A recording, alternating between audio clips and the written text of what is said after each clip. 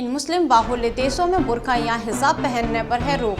जाने अन्य देशों में क्या है नियम। कर्नाटक में करीब 1.5 महीने से चल रहा हिजाब विवाद और तेलंगाना में अभी हाल ही में सामने आया बुर्का विवाद देश की राजनीति के लिए, बहस के लिए ये अब नए मामले हैं। कर्नाटक में तो इस विवाद के कारण इसी बुधवार से 3 दिन के लिए स्कूल बंद कर दिए गए हैं। इतना ही नहीं, गुरुवार 10 फरवरी को यह मामला सुप्रीम कोर्ट तक भी पहुंच गया है।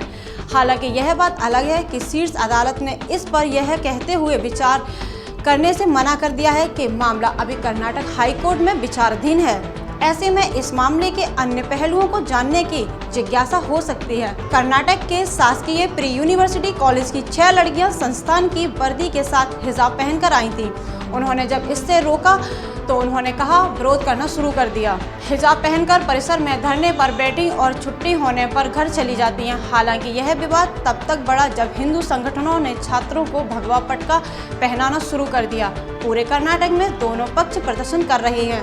वर्दी के साथ हिजाब पहनने की मांग करने वाली लड़कियां इसकी इजाजत पाने के लिए कर्नाटक हाईकोर्ट तेलंगाना के सिकंदराबाद से खबर आई है कि वहां दिव्यांगों को प्रशिक्षण और पुनर्वास सुविधा देने वाले एक संस्थान ने प्रशिक्षार्थियों को महिलाओं को बुर्का पहनकर आने से रोका है। ट्विटर पर अपनी पहचान छिपाकर फातिमा के नाम से सामने आई एक महिला ने यह दावा किया है कि उसका दावा है कि संस्थान ने हाल ही में एक महिला प्रशिक्षण को बुर्का उतारने के लिए भी विवश किया था।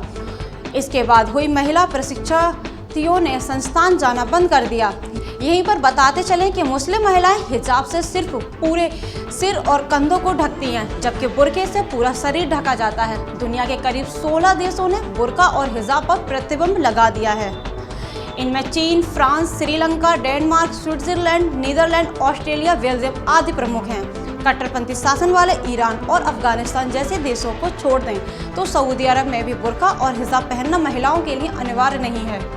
तजाकिस्तान में भी इस पर पूर्ण प्रतिबंध है। अल्जीरिया जैसे मुस्लिम देशों ने भी सरकारी नौकरी करने वाली महिलाओं को बुर्का हिजाब पहन दफ्तरों में आने और प्रतिबंध किया है। इसके लिए कानून पारित किया गया है।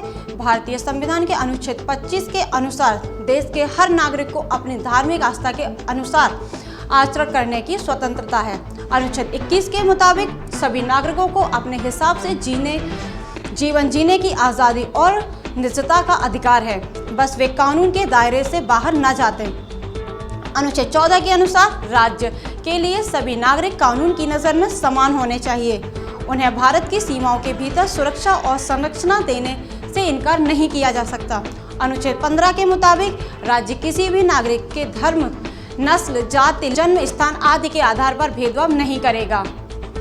धार्मिक और व्यक्तिगत आज़ादी का मामला अक्सर ही विवादों में रहा है। कई बार मामला अदालतों में पहुंचा है।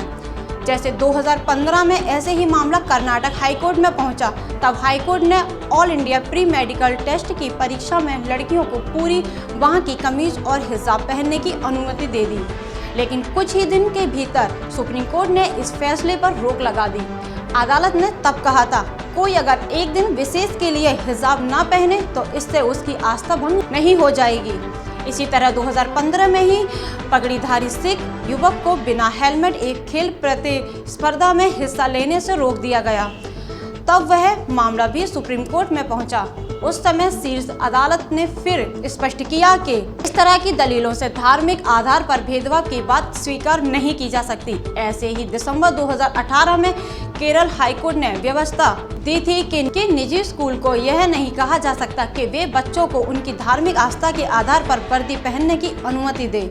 इसी तरह के और भी कई मामले विभिन्न मौकों पर सामने आ चुके हैं।